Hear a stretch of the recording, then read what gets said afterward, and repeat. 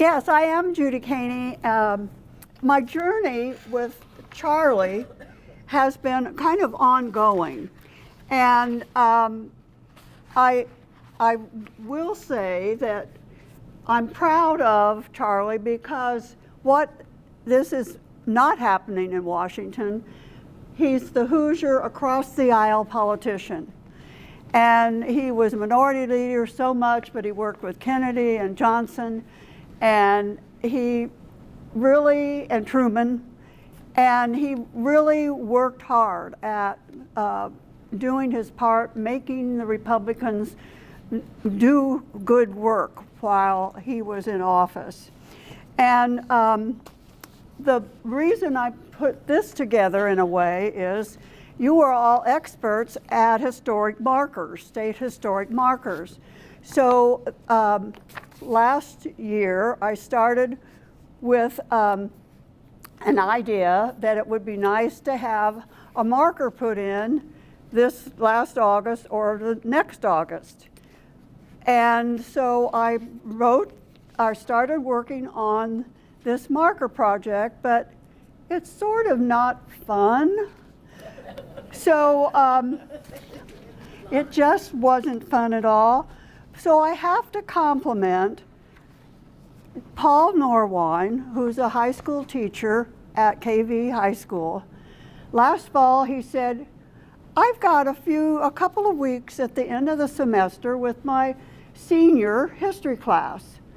And there were 6 kids in that class with Paul, and they might help us get started on research, because research, I was an elementary teacher first, and I guess research wasn't high on my list of things to do. So I have to say, if I wouldn't have gotten this marker project completed without their work and their efforts. They were in a senior class for KV history, and it was a Purdue college class credit class too. So it's a kind of special thing that they did for me. I want to thank Kay for the invitation on being here. I want to thank Beth Bassett for the wonderful technical and rescue efforts she made with my program. The 2020 newcomer and John Yost, 1979 Newton County Enterprise Stories about Charlie. Halleck's Indiana ancestors. James Halleck had a farm, a sawmill, and Beaver Lake Ditch, and was a commissioner and a township trustee. Halleck's grandparents, James and Mary, moved to Newton County in 1864. They had 10 children, and number 6 was Abraham Lincoln Halleck, and he was born in 1860. Can you guess why he was named Abraham Lincoln? Perfect. Abraham attended Wade School in Lake Village and graduated and acquired a teacher's license. He taught 6 years and then graduated from Central College in Danville, Indiana, and finally he read law. Abraham met Laura while teaching at Wade School. He had engaged in hay, grain, and implement telephone business in the DeMotte area. Laura later graduated from the Fort Wayne Conservatory of Music, and they married in 1887. They lived in DeMotte until they moved to Rensselaer to practice law in 1903. Abraham was appointed kind of late in the process of the Jasper County Courthouse being built. But he was one of the commissioners when our courthouse was finished. And he had kind of a special clock in that building that finally didn't work, but it was a unique clock. He was a commissioner in 1896. Laura was admitted to the bar in 1920. And I wanted to let you know, she practiced along with her husband. She was, started out working in the office, but she ended up being admitted to the bar, and we were given several, I don't know, decades ago, some old metal cabinets from the courthouse. And guess what we found? Her admittance to the bar. So we were pretty impressed to have those papers, pretty early, 1920. Laura, they had 5 children, Mildred, Hester, Charles, Charles and Harold. Abe took his sons on camping trips. And Abe was an Indiana State Senator in 1908. He served at one term as the Jasper County, Newton County prosecutor, the one term that Charlie didn't run. And we'll get back to that, and thank you, Beth, for that information. The next one, that is a picture of their home in DeMotte, because Charlie was born in DeMotte, Indiana, August 22nd, 1900.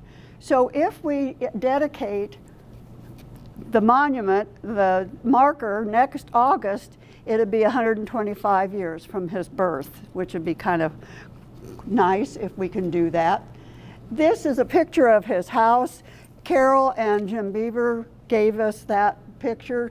Jim was a partner with Charlie after he retired. Excuse me.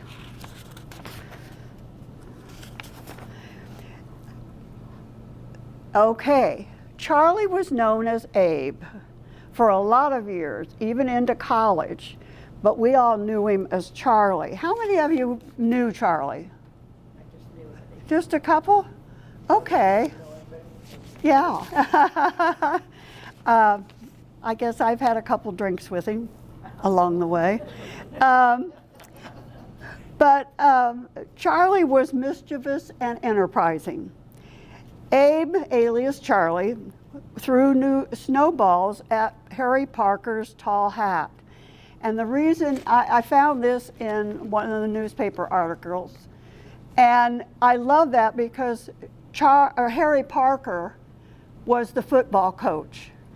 And Harry Parker lived in the house that I live in now. It was a kennel house to start with, and he married a kennel girl. And it's an old house. And Charlie, he stole pears from Mel LaRue's trees, and he threw worms at girls.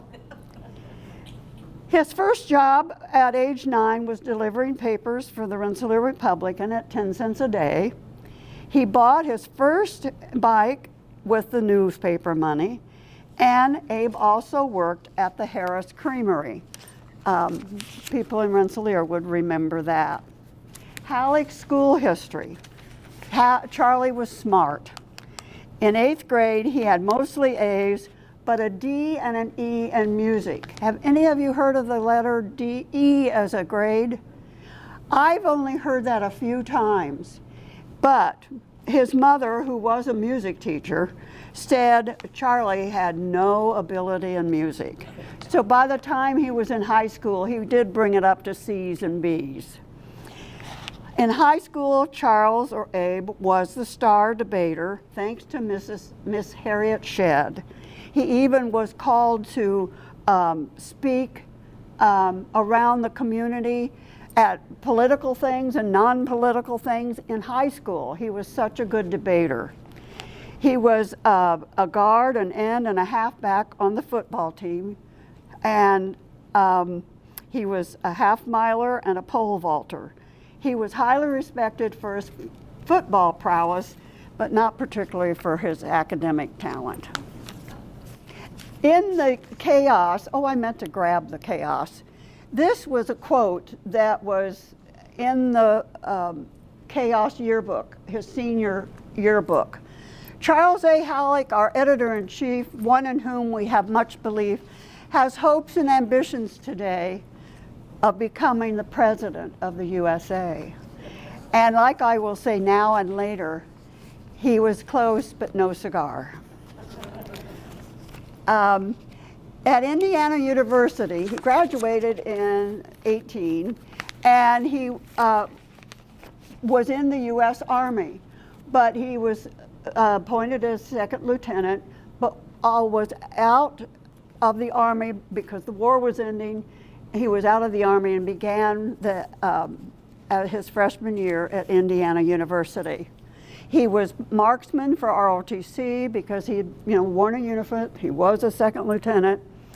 And he was president of the student union, and he talked all over the Midwest at events for Indiana University. Charlie, still known as Abe, earned a room and board at Beta Theta Pi fraternity by waiting tables and planning meals. He was 6th in his IU class and earned Phi Beta Kappa, an award given to 10 of those students out of 450 that were qualified. So his brain was amazing. He began law school in 1922, graduating first in that class. He met Blanche White at IU, and they dated at the Book Nook where Hoagie Carmichael played. Did anybody remember Hoagie Carmichael? There's a wonderful, outside the auditorium at IU, there's a wonderful big piano with Hoagie sitting at it. And it's fun to sit next to him at the piano keys. After graduation, he was elected the prosecuting attorney for the Jasper Newton Circuit Courts.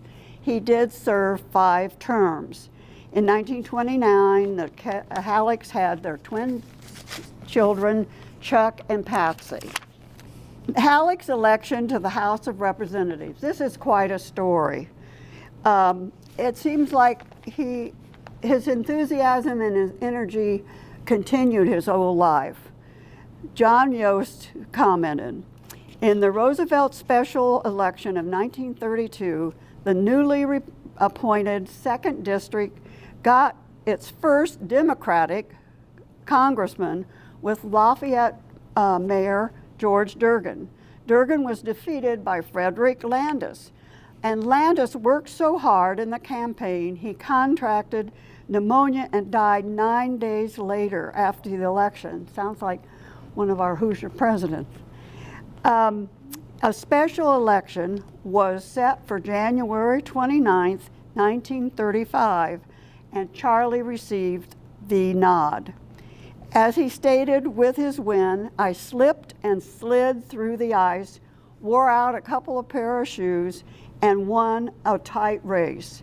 Halleck found himself the only Republican in the Hoosier congressional delegation. I could hold my caucus in a telephone booth, he said. He was it, 435 people. That's all, and only one Republican in Indiana. So he was one of only 88 Republicans in that caucus. It was called the Rubber Stamp Congress, and he was on the Veterans Affairs Committee. But Charlie, always a mover and shaker, went to many, many of the Congressional House committees. He always seemed to be above and beyond in his efforts. I'll mention something. For the historic marker that we prepared, these are some of the points that I made in the specific marker application. There was an article by William White, former professor at St. Joe and now at Purdue, and it was called Charlie Halleck, County Prosecutor in the Shadows of the Depression. It was in the Indiana Magazine of History. And what he used when the bank on the corner in Rensselaer was cleaning out, they found a box of the prosecutor papers. Charlie Halleck's office, when he was prosecutor, was upstairs at the bank, Lafayette, or whatever the bank is now. I meant to double check that. But they also gave us Charlie's door that says prosecutor on it, Charlie Halleck. And so in these papers, as somebody said, somebody could do a doctoral report from these papers because it has all of his things that he files that he had as a prosecutor. And one thing we all noticed was that there were so many personal letters that he had sent out, and that continued through his later years too. Halleck's speech for Wendell Willkie's nomination was the most dynamic address at the convention in July 1940. And he also, the Willkies came through Rensselaer and campaigned for Charlie. And you can see Wendell Willkie and Abe Halleck and Charlie and Laura Halleck and Mrs. Willkie. So it's kind of a real campaign thing that, in fact, one of those signs we almost have looks like that for Charlie. In the U.S. House of Representatives, he served as Speaker from 47-49, 53 to 55. His minority leadership was from 59 to 65. Charlie served in office from 1935 to 1969. And Charlie has the Taft-Hartley Act approved and passed in 1947 as the Speaker of the House of Representatives with President Truman. It's kind of nice, again, across the aisle politician that he was. This is one of my favorites. 1959, he was on the cover as a minority leader because he did pack a lot of power and kind of impressive. Some more bits and pieces in the application. Halleck pushed on early in his career in 1936 from right away to get a commercial harbor in Indiana, and he thought the Burns Ditch would be a perfect place. Halleck also helps President Truman gain congressional approval of a 1948 Marshall Plan. In 1948, this is another one. Halleck was Indiana's favorite son candidate for President of the U.S. Again, close, but no cigar. He seconded the nomination of Thomas Dewey for president at the Republican National Convention in 48. Charlie's name was one of 4 or 5 leaders that President Eisenhower told Republican Party leadership that he should run as vice president for the 52 election. And then Charlie nominated Ike for president at the Republican National Convention in 1956. And my friend Beth, I think, has a bit of his nomination speech.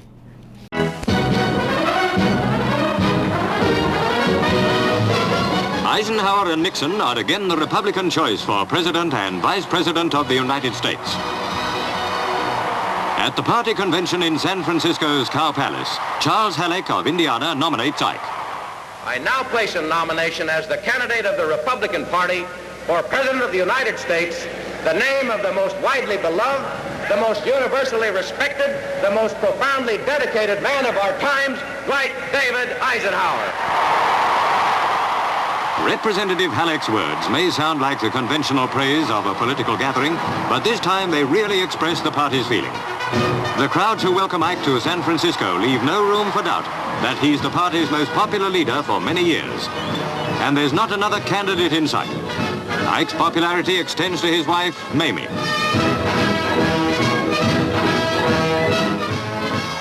The 1,300 delegates give Ike a tremendous ovation when he steps onto the platform with Vice President Richard Nixon. Accepting their unanimous nomination, the president outlines his policy. He stresses the need for continued unity of the free world and adds, "But even this is no longer enough. We are in the era of the thermonuclear bomb that can obliterate cities and can be delivered across continents. With such weapons, war has become not just tragic, but preposterous." He looks to the day when the world will no longer be divided. America, he says, must face tomorrow not with anxiety, but with faith. And he concludes, "My friends, in firm faith and in the conviction that the Republican purposes and principles are in league with this kind of future, the nomination that you have tendered me for the presidency of the United States, I now humbly but confidently accept."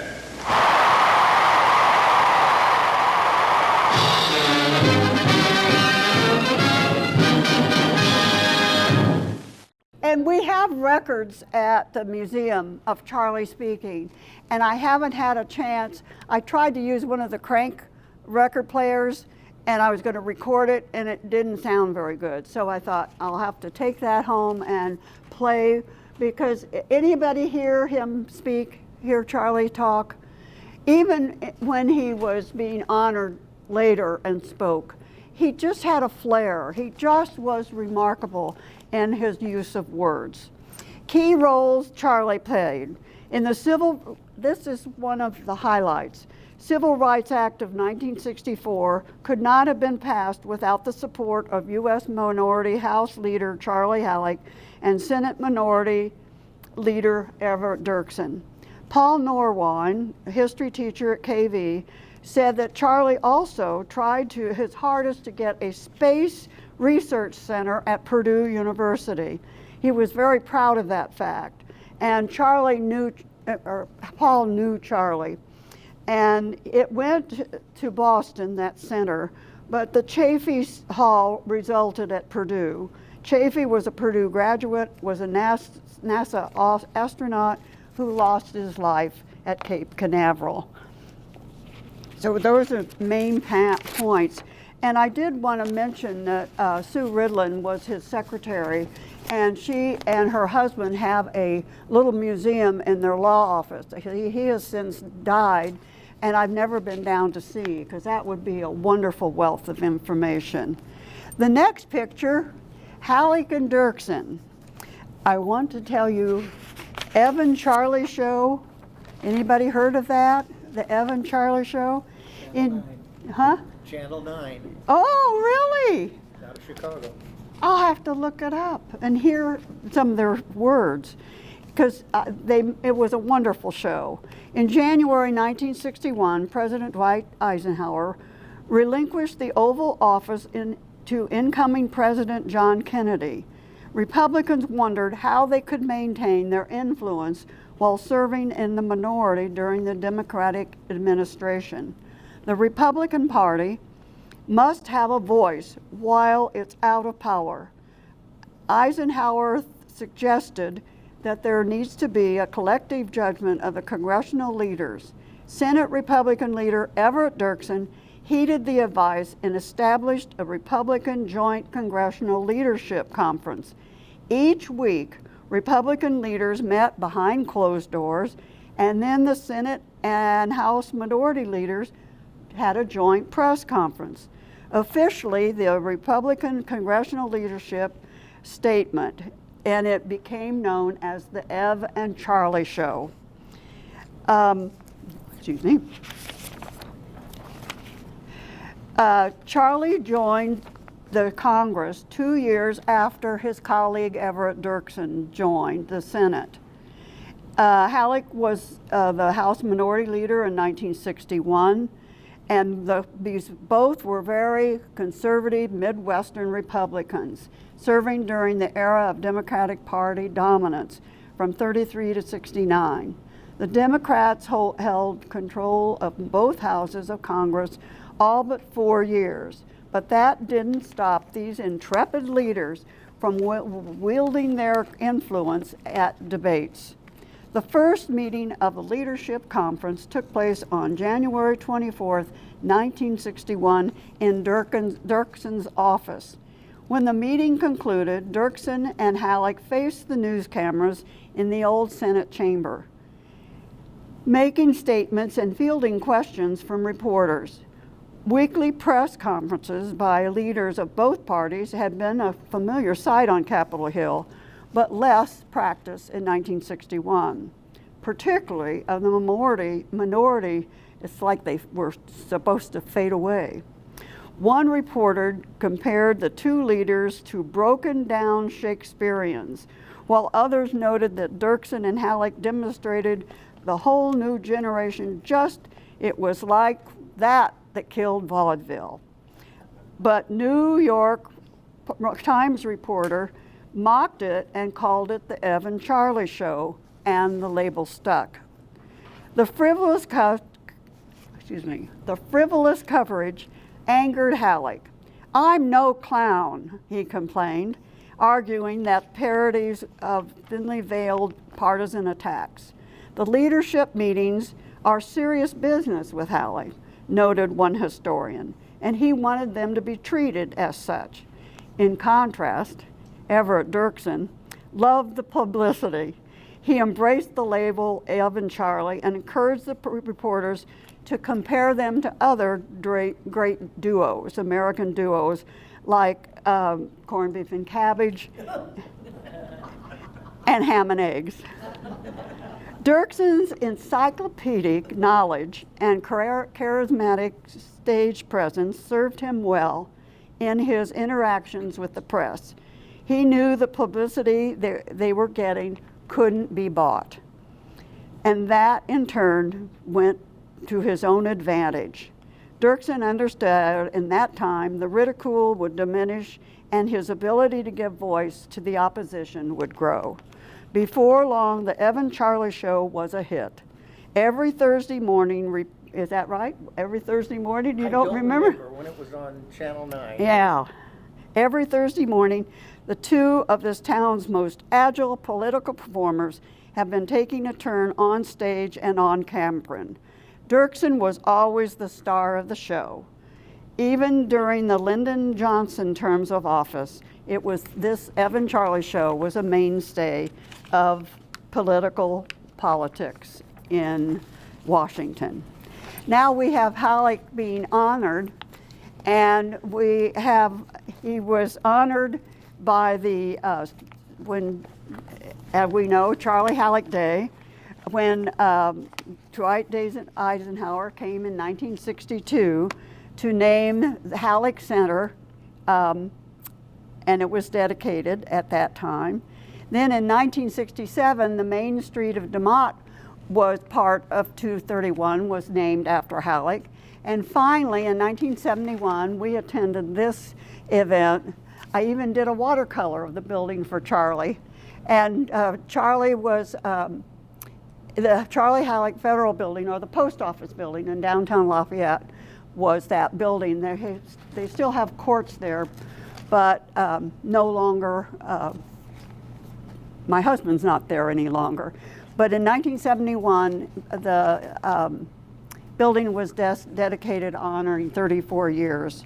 And my husband was a federal judge, and for 35 years, he had his office in that building, the Charles Halleck Federal Building, or Post Office Building, and in the Dirksen Building in Chicago on the 27th floor.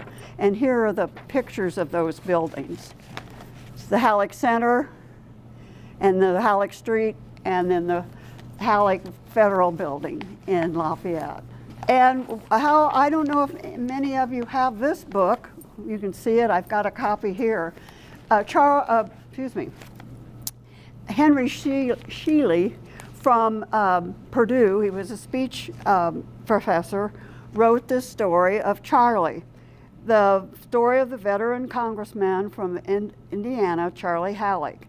And in this, the opening, prefaced by General Eisenhower, called Charlie a political genius and the greatest legislator I have ever seen. Kind of proud of that. Anybody have that book? We've got some extras, I think. Then we go to Charlie Halleck Day in Rensselaer, and you can see, oh, thank you for enlarging those, because he spoke in the front of the courthouse, and kids my age remember being in the chorus and singing in front of President Eisenhower and all the dignitaries. It was a huge crowd. It was exciting. I was not there. Anybody here? Nope. There they are in front of our beautiful courthouse. And I always show kids you can see faces. You know, we have gargoyles at the top of that balcony above that spot, but there are faces carved into the limestone. Hoosier, Indiana oolitic limestone. Oh, that's another topic I like to talk about. Okay, and these are some of the proposed marker comments that I've suggested. 34-year, and I don't know how they tweaked your words when you wrote Did they? Well, this was my suggestion, and the students' suggestion. They all helped me. 34 years U.S. Congressman Charlie A. Halleck was born in DeMont, Indiana, August 22nd, 1900. Within a year of graduating from IU Law School, he became Jasper Newton County Prosecutor. Halleck was elected to the 2nd Congressional District in 1934. He nominated Wendell Willkie for president in 1940, Dwight Eisenhower in 56. On the second side, as majority leader, Halleck orchestrated the 1947 Taft-Hartley Act, the 48 Marshall Plan. As minority leader, he was a key player with the Cuban Missile Crisis, the 1964 Civil Rights Act. Charlie endorsed the Burns Waterway Harbor. In 1962, former President Eisenhower dedicated the Charles Halleck Student Center, St. Joseph College, Rensselaer, Indiana. And that's kind of my story. Do you have questions? And it has been a journey. It really has taken a while. I'm sure you found that out too as you were doing. But you had 3 in such a short time. That's remarkable. Okay, thank you very much, Kay. Thank you.